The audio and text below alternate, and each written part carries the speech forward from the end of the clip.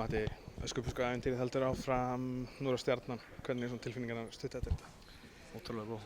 Mjög þreyttur bara, ótrúlega góð. Einhvern veginn finn ég ekki mikið fyrir því nú, þannig að við erum mjög sáttir við þetta. Og núna er mikil áskorun að finna einhverja leið til að hætta að vera sáttir og koma hungurinn í gang aftur. Þessi leikurinn í kvöld, þið eruð einhvern veginn svona pínu skrefinu á undan, kannski fyrir utan fyrsta leikluta, eða ekki?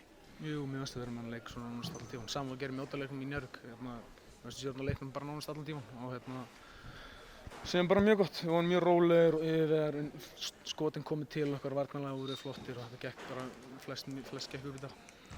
Það má segja að það hafi verið underdogs á móti þessu liði í Stjörnuna sem ætlaði sér mikið. Sagan á milli þessara liða, það gerir það væntanlega örlítið sætara líka. Já, hvað er það, 3. ári í röð. Og annar röð sem við sláum út og bæði skiptin hérna.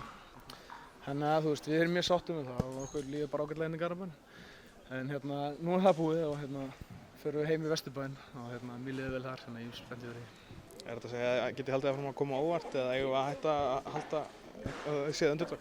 Já, við erum bara gott, við erum gott körfuboltalið, við erum mikið sjálfstraust, við erum mikið að leikmönnum, við erum með 8-9 manna róteringu, varnarlega eru frábærir, þannig að við erum bara góðir í körfubolta, það er ekkert flóknara en það. Nú eruð búin að detta út hvað þetta er búið stigvaxandi að komast nú í finals.